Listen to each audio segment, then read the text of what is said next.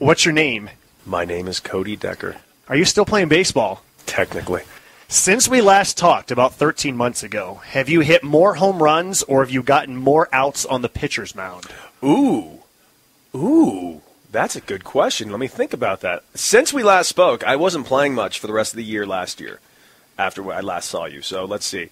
I finished last year with 9 home runs, but I only had like 140-something at-bats, maybe 150 at-bats. So, that is a hell of a question. But I threw 1 inning this year, got a quick 3 outs. I ended up throwing 5 innings last year.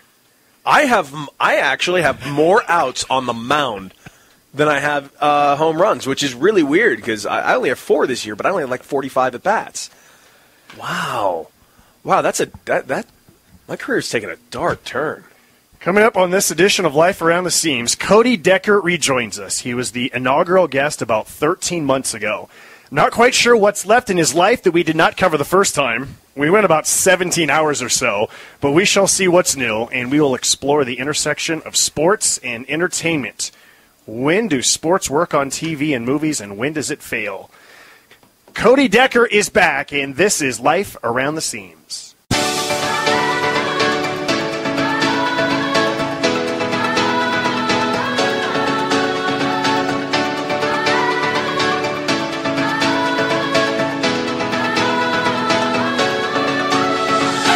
Former Major League pitcher Jim Bouton once wrote, "You spend a good piece of your life gripping a baseball, and in the end, it turns out it was the other way around all the time."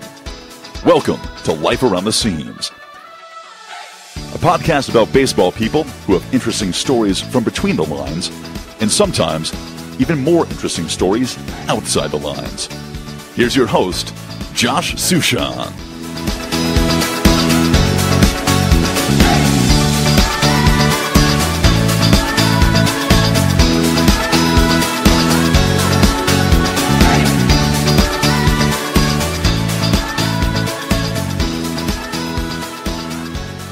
All right, Cody. Well, you're back. I am. Tim Haggerty beat you back for round 2. He was the first one to come back. I mean, that had to be boring. You probably got the best you possibly could out of him, but, he's Tim Haggerty, and he's not going to bring a whole lot to the table when it comes to personality. It's just he's got that voice, but eventually that voice is not going to be – it's the sexy milkiness of that voice definitely wears off after 10 minutes. His research skills are amazing. So what Hags and I can do is we can just nerd out with all of the random research that we find out about baseball. I'm not surprised. Especially from the early 1900s. I mean, he is a pure clone of Vin Scully. All the way down to the mannerisms, down to the speech patterns, and, of course, the research where he's bringing up a random stat from 1973 that no one knew about. Well, this hitter is leading the whole PCL in doubles after 7:45 p.m. in the first week of August. No one has ever said Tim Haggerty and Vin Scully in the same sentence before, so Haggerty is stoked right now. I've said his name in the same because he's a bad Vin Scully impression, but he's a good bad Vin Scully impression because he's phenomenal at what he does. Well, all of us are good Vin Scully bad impersonations because we're all trying to do what he did, and none of us can do it. But it's not. But the thing is, it's not. He's not. It's his impression has now become him. He is now the embodiment of this terrible Saturday Night Live Vin Scully impression that would have been like on the cast where Robert Downey Jr. was on for 1 year that completely blew up where nothing was funny. Yeah, where the show almost ended. Yeah, he's on that cast Vin Scully. That now it's him. Now he lives it. He lives that Vin Scully impression that is just awful, but he's fantastic at it. Imagine if he used his Boston accent while doing his Vin Scully impersonation. Then it might be really good. I think it's time for him to leave El Paso, move to Pawtucket, take over that radio station, and really show the world what he's got. All right, enough on Tim Haggerty. I love him. So let's, we both love Hag so much. All right, so before we get into some sports and entertainment stuff, we should cover what has truly happened in the last 13 months. So we've just learned that you have more outs than home runs. That's sad. But you hit your 200th home run, and we had some fun about this on our pregame show. But in all seriousness, that's a hell of an accomplishment. Thank you. Thank you. It's something that I think hasn't really hit me whether or not it's an accomplishment yet, or as Crasher Davis would say, which is great for the theme of this show, a very dubious honor. Mm-hmm. It's I think what I should be proud of is that it's shown my longevity in this game. As a guy who was not supposed to be anything, I mean the head of the players union, Tony Clark, told me to my face, "Well, Deck, you were never supposed to make it." That was a real thing said to me. But, I've lasted 11 years. It's been a little trickier to get. I feel like I should have had 200 in 2016 or 17. But I went from being an everyday guy up to 2015 to being an off-the-bench guy, which I'd never done before. And being able to still put up the same home run numbers despite the lack of at-bats, I think that was that's something to kind of be proud of. So I know that this is much easier said than done, but why not sign with an American League team where you can get a chance for more at-bats, they have the DH, all that? Sounds great in theory, but nobody wants me. And I went where the job was available. I was with the Red Sox. I signed with the Royals a few years back, and then they traded me here to the Rockies. And that lasted 20 minutes. And then I ended up signing with the Red Sox for the rest of the year, but I didn't sign. It took a month and a half to sign with them. And then I signed. I finished out the year with them. I loved it. I loved being in the American League because, I could DH and, I could play all over the place if need be. But, just for whatever reason, the next year I signed with Milwaukee, and they released me in camp at, the last day, and then I signed with the Mets. It just, you go where, a guy in my position, you go where the jobs are available and where the fit is. And sometimes there isn't a fit. I don't think I've been with a team that there's been a fit ever in my entire career. I think that's just a guy like me has to be lucky more than good, and I've been more good than lucky. That's a big part of life, and that's a big part of working in sports. Whether you are on the field, whether you're in the broadcast booth, whether you're in the front office, part of it is pure luck and timing. And when it comes together, and when it does, it's magical. Mm-hmm. When it does come together, and when it's not, then you just grind and you do what you can. Yeah, but I feel like the grind portion of baseball, I think is it's a trap you can easily fall into. I really enjoy what I do, even though I'm not. I'd love to make sure I'm like this series. I've hit fourth and fifth every game and playing left field. Now I'm not going to sit here and pretend that I'm the best left fielder in the world. I'm serviceable. But it's been great. I'm playing every day, and I'm in those power spots that I'm good at, and it's great. But even when I'm not in there every day, I still love this. I love playing. I love the ability to go out there and compete at the highest levels and show guys that I still got this. Our grounds crew is getting a little feisty out there. I love that. I love it. By the way, can I tell you my biggest anxiety at being at the ballpark? It started to happen today. So my biggest anxiety, I'm usually one of the first people at the ballpark.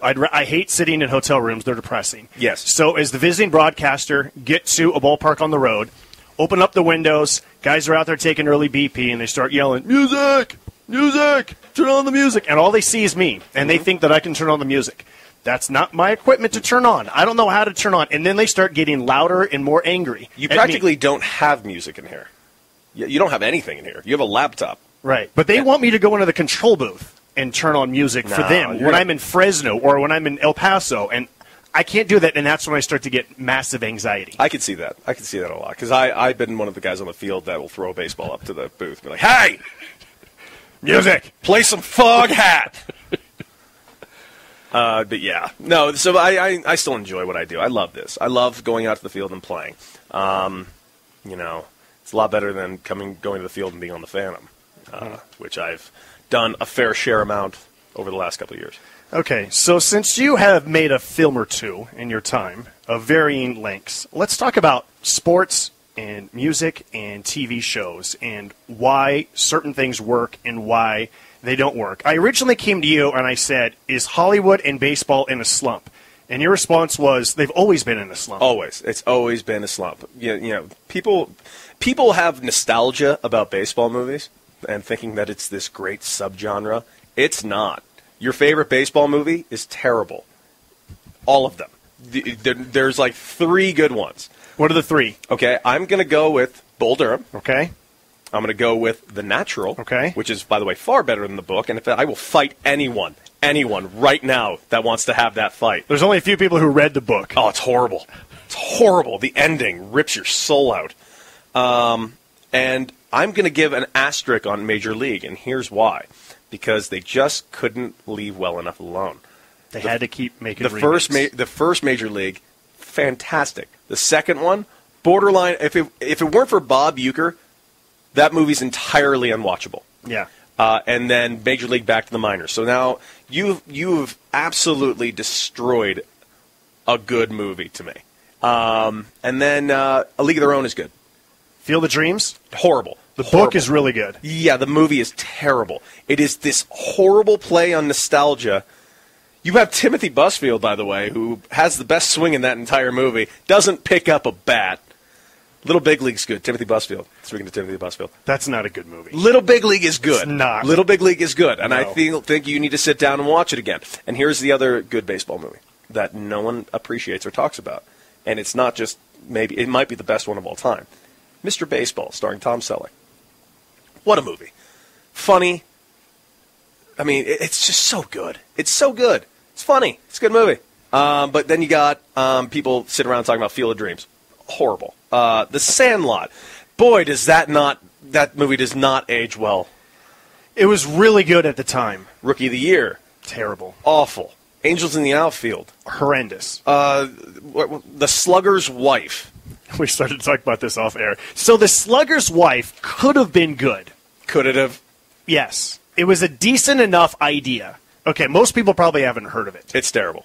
The Slugger's Wife is about an outfielder playing for the Braves. He's hitting about 280, 290. He's like a 5 to 10 home run guy a year. And he sees Rebecca De Mornay on stage, and he says that if he hits 2 home runs the next day, then she'll go out with him. And he does. And they start going out. And he keeps hitting home runs. And he goes after then Roger Maris's record of 61 home runs in a season. And there's a couple of cute moments in it where, like, so the whole plot is that she wants to be a singer, and she becomes his good luck charm, and he can't hit without her, and then he becomes a raging lunatic, which is where it goes off the rails when she tries to pursue her own career. But the moments that are funny is when he comes to the plate, and he's got like a transistor radio in his back pocket so that he can hear her singing as he comes to the plate, and then the umpire forces him to turn it off, and then he hits a home run, and he says that he has her perfume on his bat. It totally goes off the rails, but it could have been good. Here's the thing. The initial concept, just the first thing, meet a girl, starts playing well, that's where it ends. Like, that's it. You just went through a whole plot thread that started with guy meets girl, starts playing well. Okay, I'll watch this movie. Every sentence you said from that moment on was just dreadful. Dreadful. Oh, dreadful. The most dreadful part is, like, I forget why he's in the hospital, but he's in the hospital, and they find some other girl to pretend like it is Rebecca De Mornay to lift his spirits so that he can start hitting again. It's horrendous. The only part about it that does make it somewhat entertaining is they got the actual Braves uniforms. They got the Braves announcers. I know the Braves announcers have joked over the years, like, oh, yeah, I got a check in the mail for 32 cents the other day. Yeah. The residuals from it. Yeah, it played on Stars 5. Stars 5. No, who is it? Ryan O'Keefe? Yeah, Michael O'Keefe. Michael O'Keefe. Michael O'Keefe plays Daryl Palmer. Man, it'd been great if his swing didn't look like complete shit. Like, you're supposed to be the movie's called The Slugger's Wife, and the guy looked like he maybe trained for 3 hours before he started this baseball movie. Like, where like you look at Bull Durham.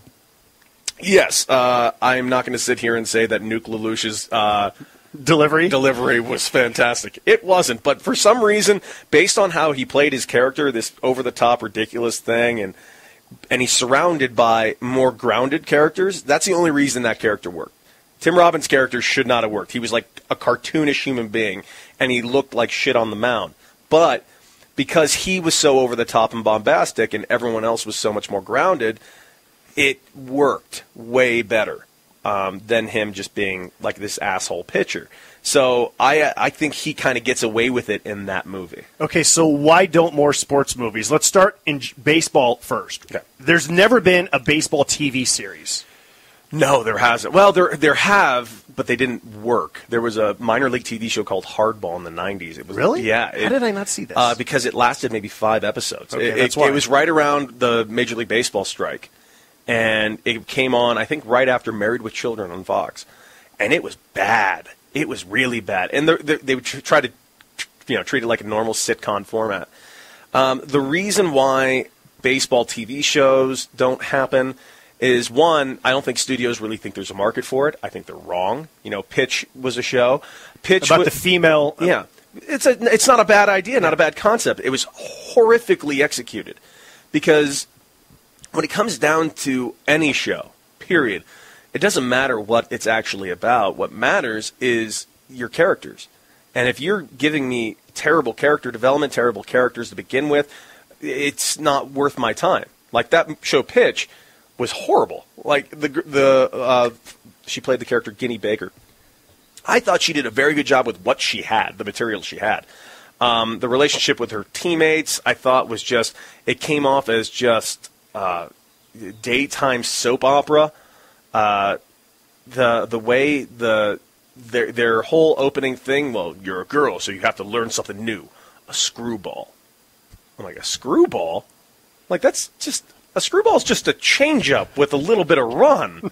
Like, make her a knuckleball pitcher. Make this make sense. Like, or make it that she just has a flamethrower arm. I mean, I'd buy that more than, she's just got a really good change-up. So does half the team on the Isotopes. Like, every lefty on the Isotopes has a hell of a change-up. Maybe drop down sidearm? I mean, make her a submarine pitcher. I don't know. Do something. Make the opening of this whole thing make a little sense. I thought they did the best they could with what they had. It's all about good characters. If you look at the first Major League, do you really sit around thinking, boy, I was really on board with that whole Indians season? No, I mean, that was a through line, but you cared about the characters. You cared about Jake Taylor trying to get back his wife. You cared about Rick Vaughn. You cared about who was the manager's name? Lou Bird. I almost said Brock, which is obviously wrong. I almost said Lou Bordeaux, which is definitely wrong. It was Lou Brown. Lou Brown. Got it. Lou Brown. You cared about him. I mean, it was just Roger Dorn's character development throughout the entire movie was fantastic. Willie Mays Hayes was this hilarious, great character. It was just a good movie filled with great characters. Same with Bull Durham. You got a lot of unique, different characters. But then you take something like Summer Catch, which is not a good movie, starring Freddie Prinze Jr., and what you do is you try your best to make these characters unique and different, and every one of them comes off as cartoonish. So it's hard to get on board with this movie. So when it comes to sports movies, let's kind of break down like what's important, okay? So characters are number one, but there always has to be some type of love interest that sometimes helps it and sometimes derails it. Mm-hmm. And then the importance of, I believe that these are real athletes who are actually, I have to be able to believe. There are ways around that at least, though. As long as I could like a character enough to that I don't care. My willing suspension of disbelief can kind of move on a little bit. But yeah, I mean, the love interest thing always helps. But like in Summer Catch, it completely hindered the entire movie. It completely it destroyed its entire third act because he's pitching a no-hitter in front of a scout in the he's undrafted in the Cape Cod Summer League, and he leaves because she's getting on a plane in the 8th inning, and I love her, man. I'm gonna go get her, and he gets drafted. Like, what the hell is happening? This is the dumbest ending. Just get on a flight later. Finish your no-hitter. Like, you got 2 more outs to get. There's additional flights that are available. Like, it's not the last flight ever. You'll be fine. Was that inspired by the Matt Damon, Ben Affleck, I Got to See About a Girl? Was that basically inspired by that? Like, that worked in that movie. Let's try that again. Maybe, only it wasn't as hopeful. It was more shoved down your throat. Where, like, the ending of Good Will Hunting had that, I Got to Go See About a Girl. That was a great ending, like, that kind of filled you with hope. Like, he's turned the corner as a person. Mm-hmm. He's gonna let love in his life. This one, what the hell just happened? That was stupid.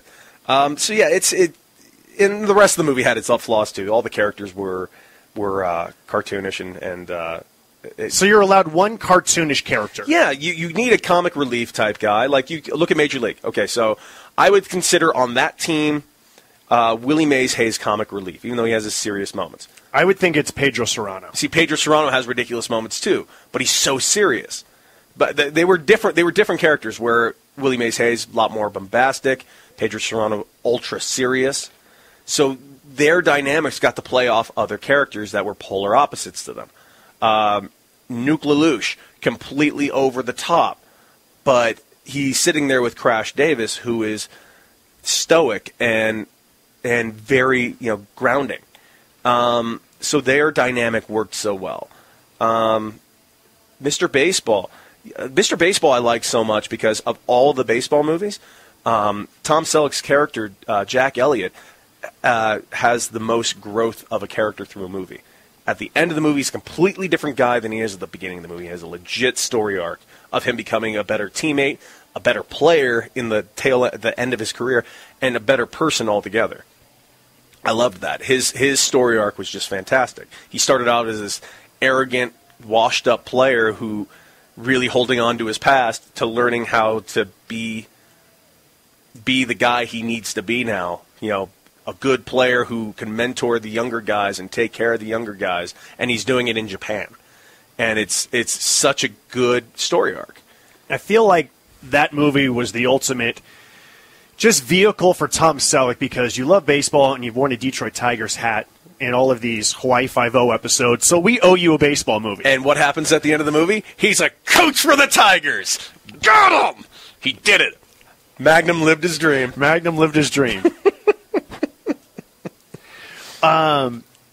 The best movie that most people have never seen is a movie called Long Gone. Okay, you mentioned this, and I have never heard of this.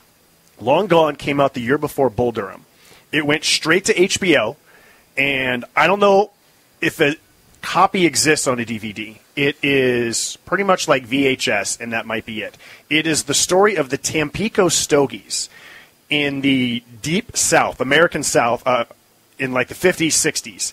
And the main character is named Cecil Stud Cantrell. He's player, manager, switch hitter, pitcher, and they're trying to get a league championship. Stud Cantrell finds two new players to help the team. A second baseman who can't hit but is really good, Dermot? Yes. Dermot McDermott? Becomes the second baseman.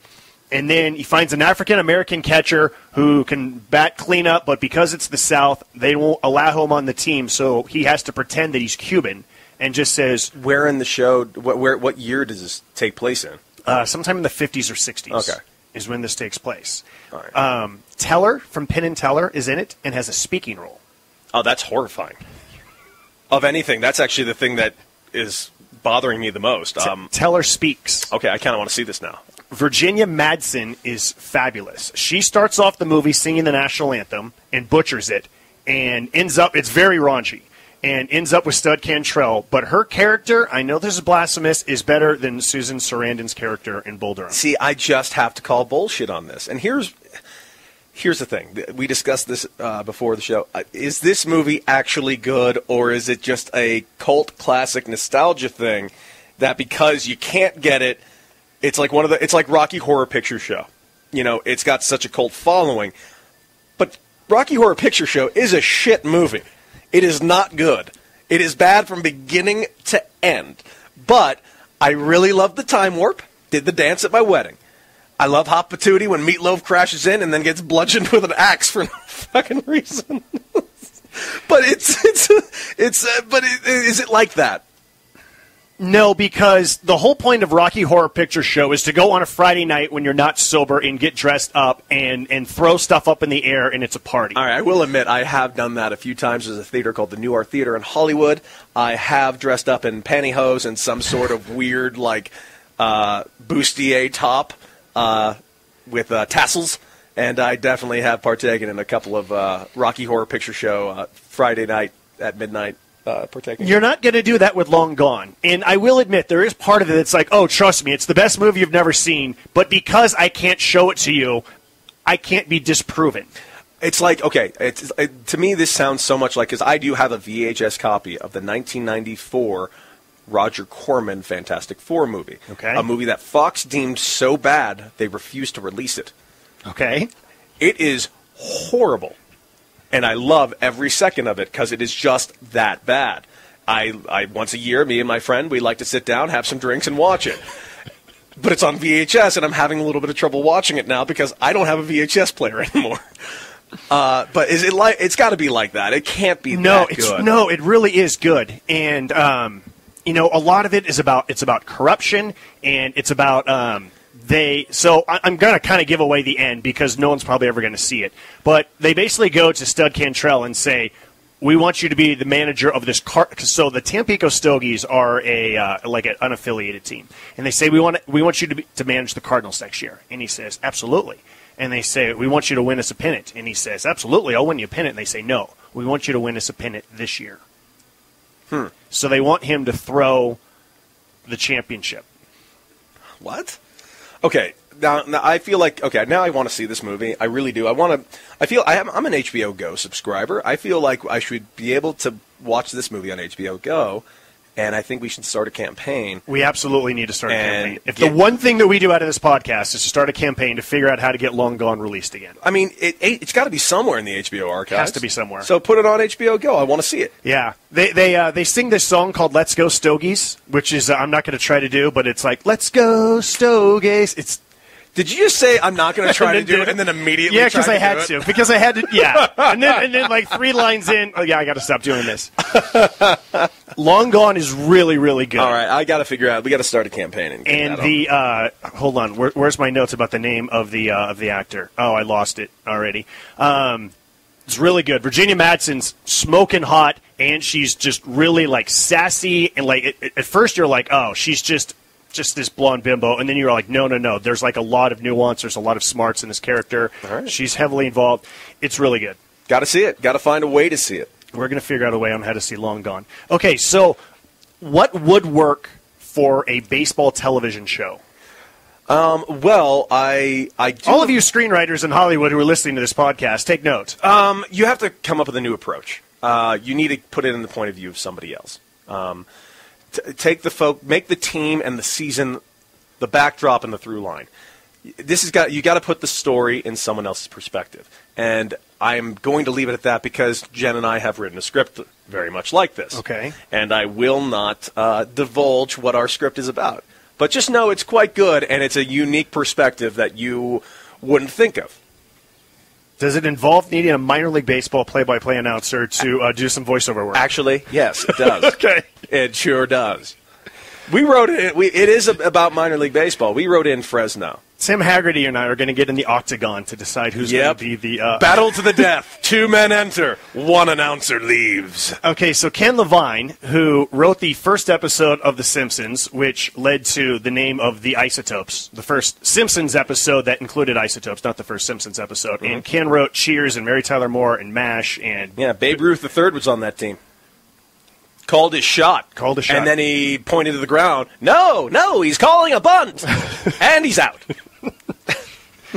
Ken wrote a script once, which he allowed me to read, and I think it's safe for me to talk about this. It was about the official scorekeeper was going through a bunch of other like issues that's going on in his life with like his wife and whether or not they're going to get a house and something else. And there's a no-hitter that's being thrown, and the official scorekeeper has to make a determination on whether something is a hit or an error. And so it's all these different characters in the press box. See, I'll tell you right there, that is a unique perspective. Brockmire works because Brockmire is a different perspective, where the season is there, it's in the background, but it's not the idea of the show itself. So it's not about the baseball. No. The baseball's in the background. The baseball, you can't focus on the actual sport. It's too niche. You need to give an audience a reason to watch. Like, why would my wife Jen want to watch a show about baseball? Why wouldn't she just watch baseball? You need to bring a little more to the table than just, it's about a baseball team. Hey, it's about a football team. Friday Night Lights worked because it gave you the inside life of all these young players and the pressures of playing in small-town Texas which is actually Midland, Texas, but I don't think they ever mentioned it in the show. But, I mean, that show played a lot better than the movie did because it got more detailed into the lives of these characters, and it made it compelling TV. But doesn't it also work because TV is once a week and football's once a week and baseball is every single day? Mm-hmm. So that's part of it, I think. Well, that's why you can't focus on I don't think you can focus on the baseball aspect of it. You need to get into the lives of these characters and the lives of the characters that are affected by baseball. But baseball is a huge part of my life. But to say that I'm sitting here every day, that all my thought process is nonstop on this game only, I would lose my mind if my thought process was only on baseball at all times. Baseball's a game. Life is life. You know, I focus more on life, and baseball is what I do. I love it, but it's what I do. It was a long time ago, but the White Shadow worked because it was unique, because it's a white coach who goes into the inner city, and his relationship with the players becomes really good. And it wasn't about the basketball. I haven't seen the White Shadow in a long time, but I remember watching it as a kid going, dang, this is just really good. And again, that worked because it was the characters. It wasn't about the basketball. It was about his relationship with them and what's going on in their lives. And there's part of it that started to get kind of cliche, but TV shows get cliche. And they easily. Anything that started as a good concept and end up getting awful because it's not that the people involved are not talented. It's because you had an idea for the show. You might have had an idea how it ended, but then you got picked up for 3 more seasons. Dexter. Dexter was really good for a while. Dexter had the perfect bookend for season 4. It was the perfect bookend. How that season ended, in my eyes, that's how the show should end. That's the ending of the show. It's perfect. Consequences for his actions. They had this constant quote that he would always say, born in blood, born in blood. Now his child is born in blood. Wow. Visually, it's horrific, but it's a perfect bookend to this horrifically violent show. 3 more seasons. There's money to be made. 3 more seasons of absolute garbage. There's money to be made. Okay, so let's do some what happened to our favorite characters from movies and TV shows, mostly movies, after the movie ended. Of course. Okay, so let's start with Kelly Leak from the Bad News Bears. Actually, we haven't talked about the Bad News Bears. You're right, we didn't. And I think we made the right choice. Okay. You want a movie that just does not age well. It's a movie that really... You're talking about the first one, the original one. The original one. Yeah. That's a movie that really seemed good at the time. Watching it now, you're like, oof. I think that's part of the charm of it, is like the players do a beer celebration after they lose the championship. That's the only part of the movie I still like. But like the winning dad hit his kid on the mound. Ugh. It was just it's honestly a hard... man that needed Tommy John surgery. Yeah, that was a hard movie to watch. The breaking, the Bad News Bears and breaking training when they go to the Astrodome, that's incredibly horrific. Oh. There was a really good book that was written about how bad the movie is from the perspective of, I like the movie because of how bad it is. You know what? There is one good quality thing that came out of that movie. Only one. Bob Watson. No, I wasn't going to say that. Okay. I was going to say a quote that has now been entrenched in professional baseball. So much so that Major League Baseball is using it as their tagline this year. Yeah, that's what Bob Watson said. Let the kids play. Yes. That is the only that's the only positive thing that came out of that god-awful movie in the Astrodome. Bob Watson and Enos Cabell come out, and they realize that the game has been stopped because they ran out of time, and Bob Watson says, oh, man, let the kids play.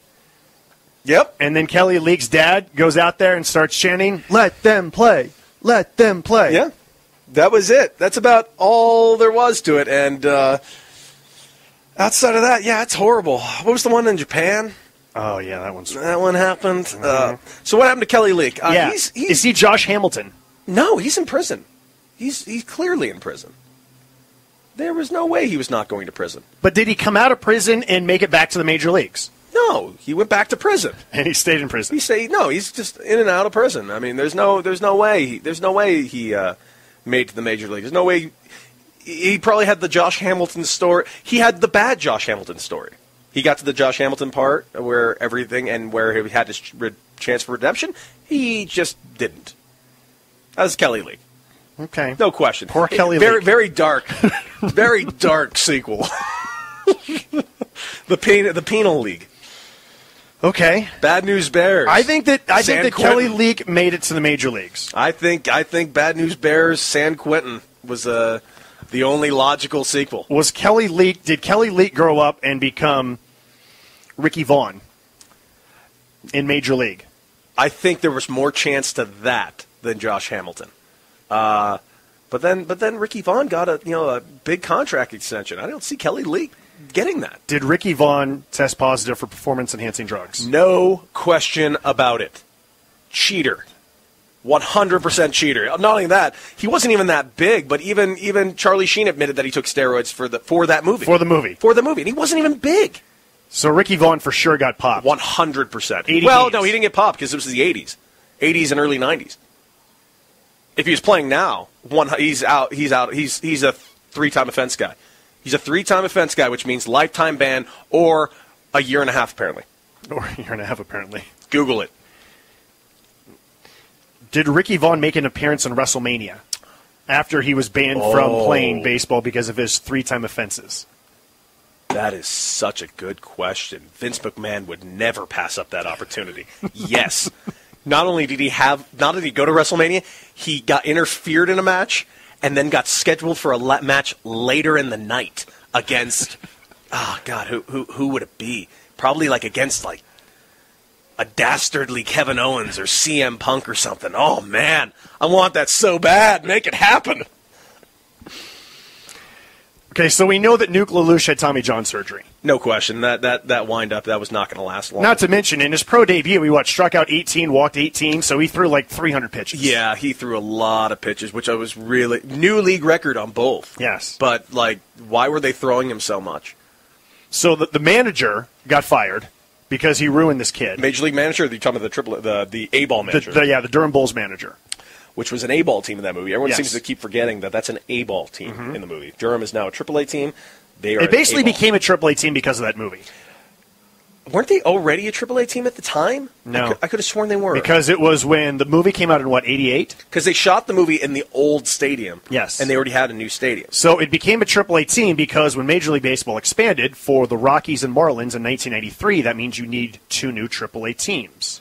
Not to mention you needed a AAA team to replace Denver, which was now a Major League team. So you needed You're 3 new right. AAA markets. And also, that's when Phoenix, too, right? Phoenix was 98. Okay, so... That's when the Diamondbacks entered in 98. And so now you needed a new one for the Diamondbacks, and the Rays needed new AAA affiliates. Okay. Now I get it.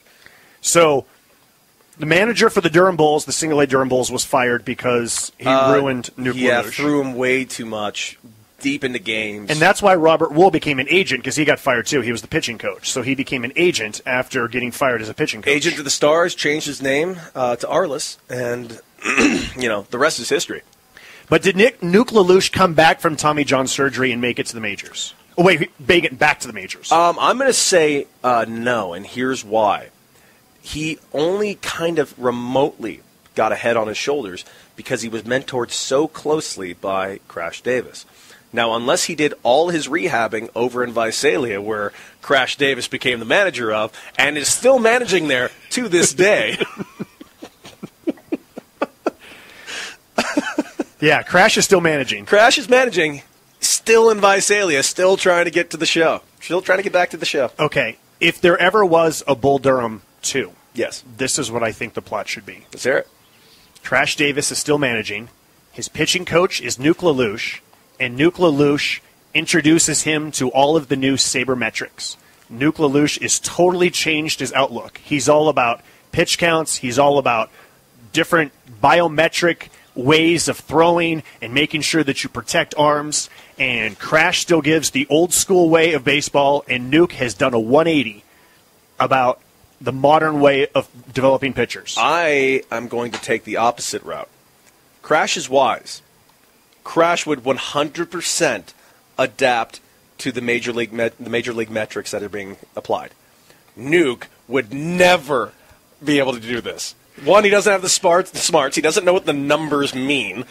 And it's a battle in the clubhouse between Nuke and Crash. Crash be like, listen, for the love of God, launch angle is a result. It's not an actual swing.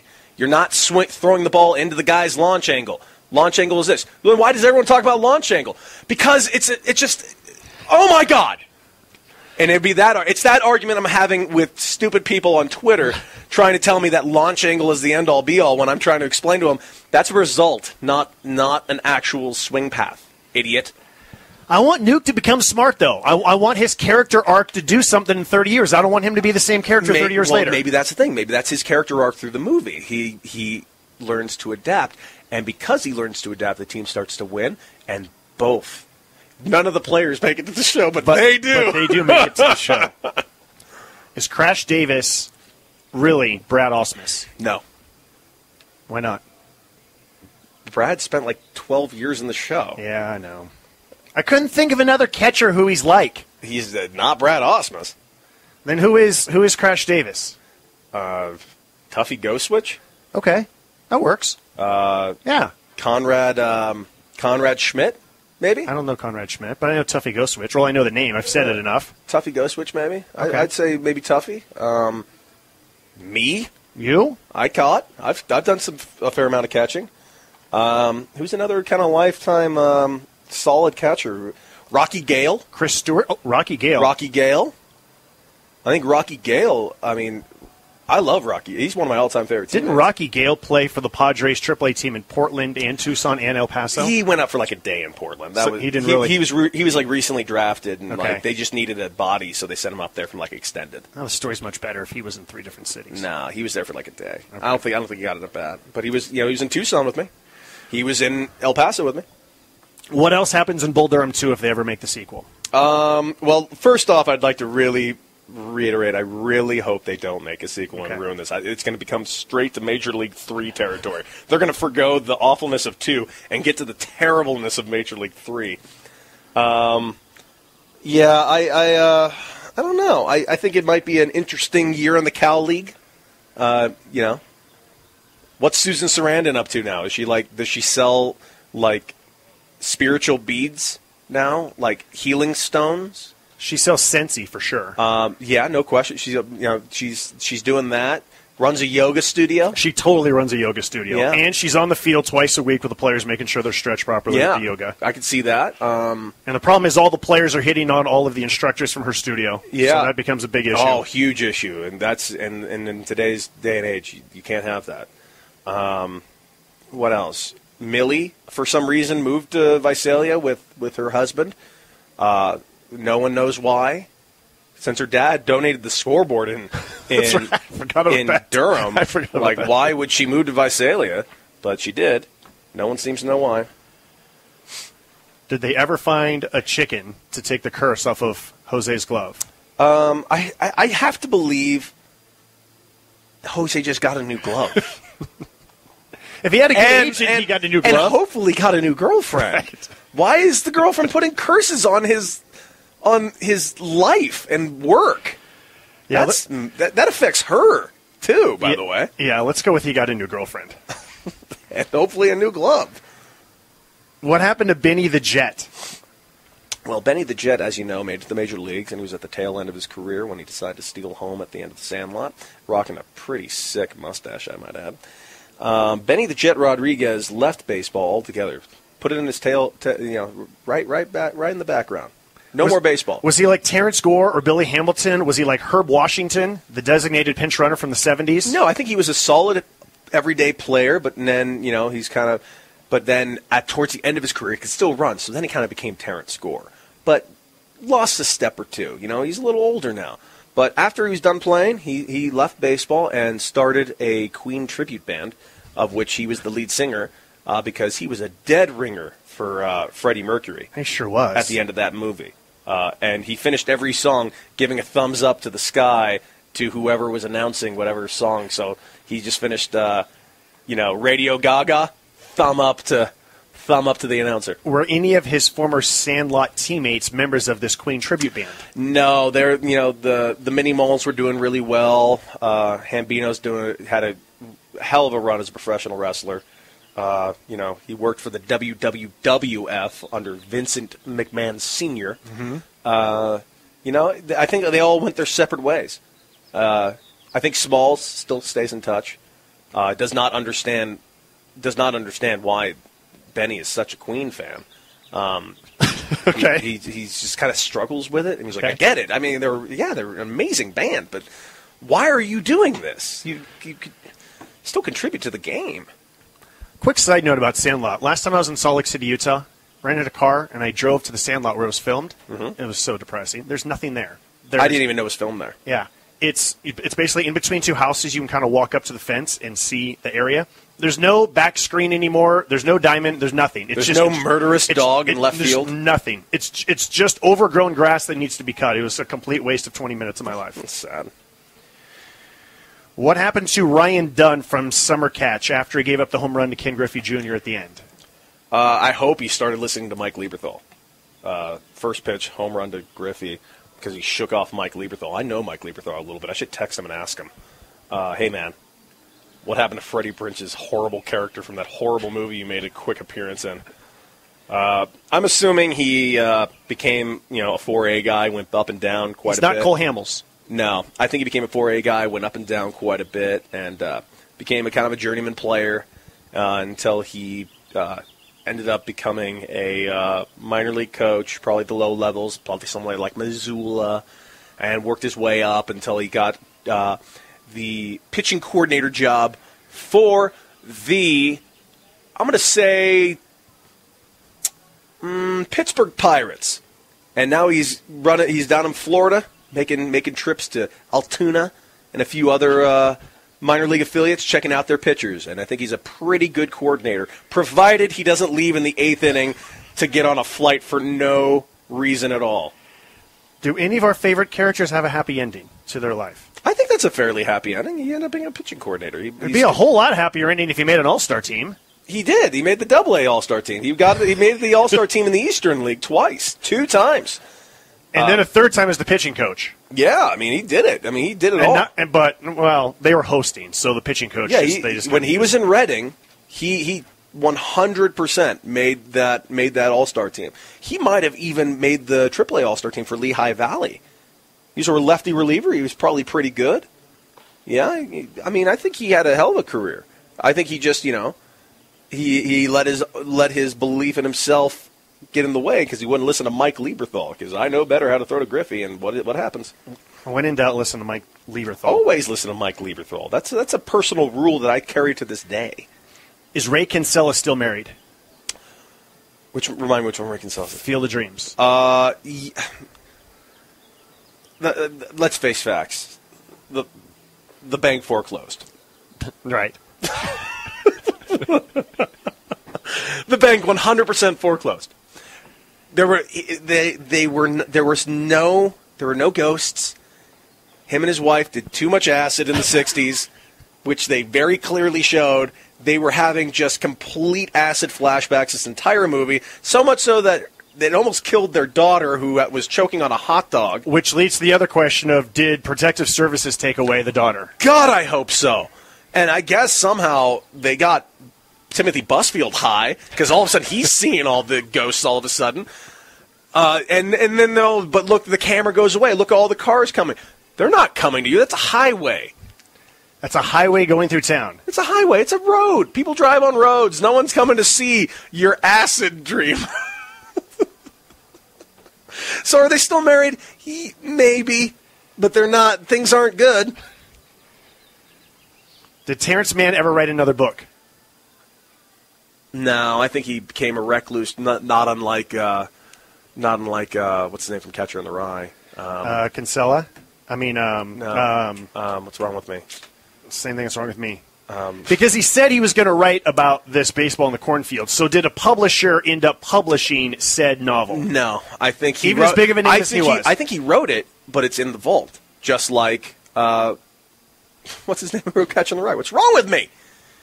I can always Google it. Yeah, Google that. We do have but technology like he has a bunch of novels that are apparently sitting away in the vault, and apparently everyone's waiting for like the year where the vault's allowed to be opened up so we can see his new writings. J.D. Salinger. Thank you, Salinger. What is wrong with me? J.D. Salinger. So I think he became J.D. Salinger, disappeared, wrote more things, but it's just sitting there in a safe that no one knows the code to. Someone's eventually going to find that code when he dies, and then... Isn't he long dead? Yeah. His son played Captain America in a 1993 terrible movie. No, it was 1990. Is there any of our favorite characters from movies who have like a spectacular end to their life after the credits stopped rolling? Yeah, I think Roy Hobbs went and just lived a wonderful life with his family. He achieved what he needed to achieve. That was his last game. Yeah, I think he left retired baseball, right there. took care of his son. I think he lived the life on the farm that he truly did want to live. I think his son, how about this? His son not only made it to the major leagues, but made it to the Hall of Fame. Based on how he threw the ball back to Roy at the end of the movie, I'm going to strongly disagree with you on that. He became a hitter. It must have been a hell of a hitter. He threw that ball like he might have been left-handed, and he threw that ball right-handed. It was rough. I think Jack Elliott from Mr. Baseball had a happy ending. He became a hitting coach for the Tigers and Detroit Tigers, and now I think he eventually became a manager. I think he ended up becoming Bruce Bochy. Ooh! I think he legitimately they had the mustache. Did he have the big enough head to become Bruce Bochy? I don't know, man. That Bruce Bochy's head is the size of two heads. That is a. But no one has the head of Bruce Bochy, so it's not a fair comparison. It's really unfair. That head is something else. But yeah, I think he became Bruce Bochy. Okay. I feel good about that one. I feel really good about that one. I want another happy ending. Hey now, I want. What about? I think there's a movie that we're forgetting. It's called. I mean, there's plenty of baseball movies. A League of Their Own.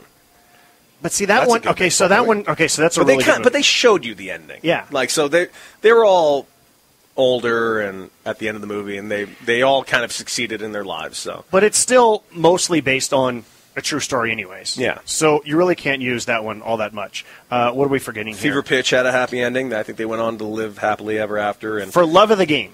Oh God, I was hoping we could avoid this. That movie had so many good. It had Vince Scully. It had what was his name in San Diego? Dick Enberg. Dick Enberg. Like they had them in that movie. Did they owe him did they lose a bet? That movie was unwatchable. The baseball scenes were not terrible. They weren't good, but they weren't terrible. The rest of the movie, oh my goodness, what a piece of shit. Billy Chappell was an unlikable character. There's no question in my mind he ruined that relationship for a fifth time. He was not a good guy. She clearly left him again, so there is no happy ending in that one. I'm assuming. I hope Kelly Preston met someone who could treat her properly. Okay. Because he was a real dick in that movie. What about all these other ones are also The Scout? I think he went on to become a Hall of Famer. Really? Yeah, I think he ended up never giving up a single. I don't think anyone made contact to him one time for the next 11 years. And I think he made more money than... I think he might own his own team in, like, Colombia now. Did you ever see the... I just lost it. Where'd it go? The Bingo... What's this called? The Bingo Traveling All-Stars? No. The Bingo Long Traveling All-Stars, 1976. No, never heard of it. I know that I saw it when I was probably, 5 or 6 years old, but I don't remember anything about that. Here's a baseball movie. Ed. About the monkey playing baseball. With... Matt LeBlanc. Is it Matt LeBlanc from Friends? Yeah, that's Matt LeBlanc. So Matt LeBlanc, I think, happy ending, not for him. I think he got released, and Ed went on to be a 4-time All-Star in the American League. Okay. All right. So what have we learned about movies and TV shows and sports over the last 50 minutes of trashing our favorite characters after the credits rolled? It's all about characters. You know, you want someone to root for. You got to give an audience a reason to root for you. And you have to find you have to make something so that even if you don't like that sport, you still want to watch it. Yeah, there's got to be a reason. I mean, not everyone's a baseball fan. Not everyone's a football fan. Slapshot. I know 10 hockey fans in LA, like legit hockey fans. Everyone loves Slapshot. That movie is just fantastic because the characters are unique. It's such a different setting. It's a good movie. Goon does the same thing too. I think that movie gives you a lot more to play with. I know a lot of people that are football fans but love Remember the Titans. Mm-hmm. There's not a single wasted character in that movie. Not one. That was really well done. Did you see Youngblood? No. With Rob Lowe? Rob Lowe plays a junior hockey league player in the 1980s who is kind of like the Wayne Gretzky, but he's not tough enough, right? That he gets beat up on the ice all the time. And so he has to become tougher in order to actually make it in the NHL. Mm-hmm. And then it gets a little bit creepy because there's these host families, but there's moms who are, trying to do a little bit more than they should be doing as host moms. That part gets a little bit creepy. Yeah. Who was the other? There's another really good actor who was the guy who needed to tough him up, to teach him how to fight, to teach him how to be able to make it in hockey. It was a classic just Rob Lowe vehicle in the 80s where, all right, we've done Rob Lowe as a greaser in The Outsiders, and we've done Rob Lowe in this movie, and now we just need to keep giving him different characters so that he can hook up with someone who's very attractive and who can... in this movie, Rob Lowe is Rob Lowe in Rob Lowe's hockey movie. Rob Lowe didn't really kind of get to the next part of his career until The West Wing, where he finally actually played a character. I feel like everything else was just, hey, I'm Rob Lowe. I'm handsome and charming. It wasn't until... Actually, Wayne's World, he played... I take it back. Wayne's World, he just played asshole Rob Lowe. that might have been the last role of Rob Lowe. Yeah, that was the end of Rob Lowe. It was a time where someone was like, you know what? I don't hate Rob Lowe today. He plays an asshole in this movie, but it really works. And then he was in The West Wing where he was fantastic. Rob Lowe really got away with being Rob Lowe for a long time. All right, I'm going to take this in a slightly different direction. Let's hear it. It's going to be a both happy and sad direction. Uh-oh. Our good friend, who's no longer with us, Brody Stevens. Let's talk about Brody Stevens. One of my favorites of all time. Love him. Brody was a comedian in Los Angeles. From Reseda. He will tell you that. 818 forever. 818. He will tell you that he's from Reseda every chance he can. He will literally go on a tangent and talk to you and just yell, I'm from Reseda! He was a comedy juggernaut. He was just, you couldn't speak to him. Couldn't get a word in edgewise. Because he just, once he started, he did not stop. He was super positive. He was just a good soul, and I miss him every day. He was just... Brody, unfortunately, took his own life earlier this year during spring training, and, man, it just kind of came out of nowhere. Brody lived a block and a half... Here's a funny thing. I was friends with Brody. He lived a block and a half away from me. I didn't even know it. Really? I had no idea. I would do radio shows with him. I would do podcasts with him. I would do, internet TV shows with him. When I got released by here, I went back home, and there was this incident that happened with the high school team that Eric Burns put together this thing where these guys got knocked out of a playoff game for a technicality at Torrance High School. And Burns was like, hey, have you signed yet? I'm like, no. He's like, want to play this thing against these kids? I said, absolutely. And I caught the game. I caught Brody Stevens. You caught Brody? For 5 innings. And Brody was great. I mean... How was his stuff? Not amazing. Well, not by professional baseball standards. I mean, for what he was doing, great. He was throwing in the high 70s, maybe even touched 80 a couple of times. He was throwing breaking balls. He got hit around a little bit, but he threw 5 innings, and it was not one joke made the entire game. He was intense. Eye of the tiger. He wanted to beat Torrance that day. He wanted to beat him so bad. It was great. I loved it.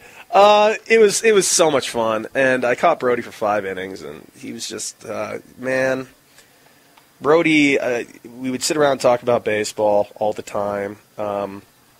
He had a show on Comedy Central that didn't last very long where he had this opening where he's talking about him pitching in the L.A. like city finals against I think like Granada Hills or something. He was facing Rod Beck, and he's talking about how he came in the game and he's doing this thing. He's like, here it is, the L.A. thing. Rod Beck, pitcher here, going to the major leagues, top prospect in the world. Brody Stevens, pitching at Reseda, home of Toto. He's like, I'm coming in the game. Bases loaded. I cannot walk this guy. I will not walk this guy. I will not screw this up. And the catcher comes up, what happened? I screwed it up.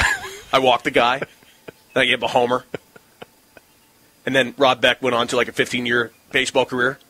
And then I became a greeter at a TGI Fridays, which is not entirely true because Brody did go play at Arizona State. Brody was the best. He was just such a kind and gentle soul who just, the world is worse off without him. I remember my first year when I was doing the Dodgers pre and post, and I would see Brody all the time on the field, and I'm like, who is this guy that's on the field? Like, he's not working. He's not media. He's not a player. He's not one of the celebrities that is always on the field at Dodger Stadium, but everybody knows him, and everybody seems to come up to him and smile and laugh and want to be around him. So one day I just walked up to him, and I'm just like, hey, I'm Josh. I don't know who you are, but who are you? And he proceeds to spend the next 15 minutes to 20 minutes telling me every credit of his entire career. Hangover, in it. Hangover 2, in it. Hangover 3, not in it. Due date, in it. Proceeded to tell me about how he's all about positive energy. But what I did learn, though, is that he was the warm-up for the Best Damn Sports Show. Yes, he was. And that was sort of his entry to sports, along with the fact that him and Mike Borzello is now a coach for the Cubs, or like childhood friends, and Borzello was a coach with the Dodgers at the time. He was with the Yankees and the Dodgers, now the Cubs. And so Brody was just on the field, and then everyone loved him. And so he would just got to pass every day, and you would just always see him. Here we are at Wrigley Field. There's Brody. Mm-hmm. It's the playoffs. There's Brody. Here's spring training. There's Brody. He would send me texts. Like, I remember when the World Series, I was playing down, when the Cubs were in the World Series, I was playing down in Venezuela at the time. And he would send me a couple of texts, but like, yeah. I'm here in center. This is how it seemed like he said it. He probably said it while he was typing it. In center field, just to the left. Tickets, World Series, Game 7. What are you doing? I'm like, I'm in a hotel in Caracas. What's that? Are you still playing baseball? I'm like, yes, I am. So, man, World Series, Game 7. Yes! By the way, that's a dynamite Brody impression. It really is. That's I really had a good Brody impression because he would always finish sentences with yes. It was either yes or what else was his thing that he would always say. Oh God, he had another quote. He had a half-hour Comedy Central special where he finished every sentence with this thing, and it wasn't yes. I think yes kind of ended up becoming the catchphrase. But man, he was the energy he had. That's what drew me. I'm like, I can just feel this guy's energy on the field. Like, I want to be next to this guy. You're having a conversation like one-on-one, and he is yelling at you. Not at you, but like with you. For some reason, it made no sense. But he was just so infectious, and he was just so fun and great. And I never met a single person that didn't love him. He had his issues, unfortunately, and he was just. Man, he was just so talented and so wonderful. And, I remember the quote, you got it! That was it. He would always say, you got it. You got it, and yes. He was so great. I just don't have enough nice things to say about Brody Stevens and how much I miss him. I remember going to see, I had a friend who was coming into town, and she wanted to go see Chelsea Handler. And so I just went through the internet and whatever you typed in to try and get tickets. And we were on the waiting list, and I didn't know if we were going to get in. And I'm feeling like a fool. I'm trying to be like a big shot. Oh, I can get us tickets. And we're standing and maybe you'll get in line. And here comes Brody. Oh, hey, what's up? I'm not going to try and do a Brody impersonation. Bottom line is, not only did Brody get us in, he got us in before everyone else, and he got us in the front row. Nice. And then afterwards, we met Chelsea, and he was just the best. But I remember watching him do the warm-up, and I had no idea what it meant to warm up a TV audience and just how hard that is. It's basically crowd work, and I've saw Brody do sets where he didn't tell a single joke and he just did crowd work, and it was some of the funniest stuff I've ever seen. He was so infectious. It was impossible not to laugh when he spoke. Especially the way that he would go after people. This person gets it. This person doesn't get it. This side of the room, not telling you jokes. This side, you get me? Yes. Let's do some comedy. Your side, make no noise. You guys, yes. And it was just that for like 20 minutes. And it was just, he did this thing sometimes, and I always called it like this certain line of comedy where you do something where it starts and it's moderately amusing. Then it gets annoying. But then after 4 minutes and it's still going, it's hilarious. And he would always do that because it was like, at first it's like, this is funny. Then you're like, okay, is it good? It's running its now, course. now I'm getting tired. But he's all in, and 10 minutes later, he's still going, and it is so funny. He was relentless. Yeah. He was relentless in the way that he would talk to you, and the volume of his voice was relentless. His willingness to work a crowd, to work a joke was just relentless. I did like this digital TV, the Tom Green digital TV show, where he hosted it and I was his one guest, and we did it for like an hour. It took me 15 minutes to just kind of figure out how to like work in edgewise with him because he was just this ball of energy and I was kind of a little more calm and collect, and it was so hard to kind of get in his rhythm. Eventually I got it, and how the show ended was we played music and he just pulled out drumsticks and just drummed his ass off and just stared smiling, maniacally smiling at the camera, and I'm like, what the hell is happening? Like this, it was madness. It was absolute madness, and I loved every second of him. He was a madman who was brilliant, and I know eventually, I don't know when or who, but someone's going to make a documentary about his life and career, and it'll blow everybody away. How amazing this man was. Yeah, we miss him. We miss him a lot. When do you know it's time to retire? Go ahead, be as coy as you want to be. When do you know? When do you know that it's time to no longer play baseball? I think I knew a couple of years ago. I think I knew when the Rockies released me, it was pretty much time. But I could still do it, and I'm still good at it, and I can still get picked up. Good things are happening. Let's put it that way. I love what I do, and I am still here, and I'm still playing. I'm hitting fourth tonight, playing left field. I cannot wait. You hit a bomb the other night. I sure did. I was half tempted to go into the parking lot to see if I could find it, but I was too tired. According to StatCast, or one of whatever one D-backs used, it was 470 feet. Now, is that right? Now, I'm going to disagree and say it went further. But wait, the D-backs travel around with StatCast? We travel around with our thing, yeah. Do you really? Well, we have a whole... Baseball has... Any information I want, I can get. Wow. It's insane, the amount of information we have. So it went 470. That's what they're saying. I feel like that probably went a little further. I mean, I put that in the parking lot, right? So I'm going to say, yeah. So that's one of, for sure, that's top 5 of the longest home runs I've seen at this ballpark. Okay, so I'll see if I can describe them as you're looking at them in the audience. We have a hell of a view. And the audience would be like, yeah, I have no idea what this dude's talking about. Okay, so in deep left center field, there is an enormous scoreboard. Huge. Covers the entire left center field. Basically, where the left fielder would stand straight up in left field to the corner of the center field wall. How high do you think the top part is that says isotopes? I would say 50 feet, maybe higher. Mac Williamson hit it over the first O in isotopes. That's a bomb. That's an absolute bomb. I still think that's the longest one. Trevor Story also hit it over that, although he pulled his a little bit more, so it was kind of at the start of the scoreboard, whereas Williamson's was basically over almost the exact middle of it. Yeah, that's a bomb. Hitting that over that is pretty good. That's a good poke. Remember John Singleton? I do remember John Singleton. Okay, so at Isotopes Park, we have a hill in center field. Yes. Don't ask. We have a hill. It's a bit of a nuisance, I'm not going to lie to you. It's 400 to... Dead center. To dead center, even though it's 428 to the sides of the semicircle. It's a crescent moon in center field. Ooh, I like that. In center field. It's a hill that's a crescent moon-shaped fence where it's... we're at the rounded part. And so after the fence, it's a fairly steep hill that keeps going up, and there's a whole bunch of trees. And what's really neat is if you ever come to Isotopes Park, there's a whole bunch of photos that show the first game where the trees are just tiny, and now these trees are enormous. Yeah, it's beautiful. It's a great backdrop. So at the right center side of the end of the crescent, the biggest tree at the very back, John Singleton hit it basically through almost the top of that. That is a bomb. Because that part of the fence is 428.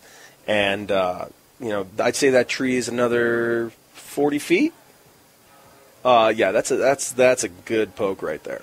Yeah, this has always been labeled as a hitter's park, but like how many bombs really stick out in your head here? It's balls that it's the balls that just get over here that are the ones that are usually reported on. So the ones that go to right field, one of my theories about long home runs is that when they disappear, they become more mythical. So the ones that are hit to right field here, you see where they land. Always. So you can pinpoint exactly where it landed, and you can go and you can compare. And there's multiple rows of grass in right field. It's very much right field. If you've ever been to a spring training facility or a spring training field, right field looks a lot like most major league spring training fields. Big grass berm, a couple of levels.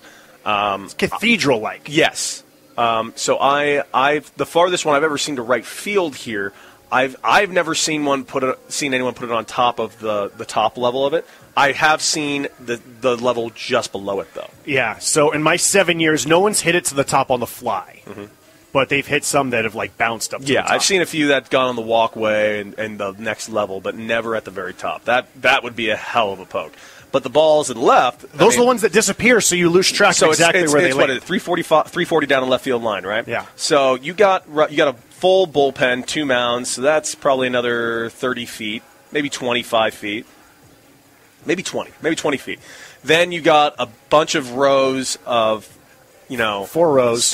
4 rows of stadium seating and a thing, and then you got another 15-foot walkway, and then you got a parking lot. So it's probably another, I'd say 100 feet to the that parking lot. Yeah, it's probably 440 to get it out of the ballpark. Yeah, to get out of the ballpark, you got to hit it 440, and I hit a pretty good poke out of there. The other night. It's definitely let me put it this way. It's definitely the farthest home run I've ever hit here. And I've hit some far home runs here.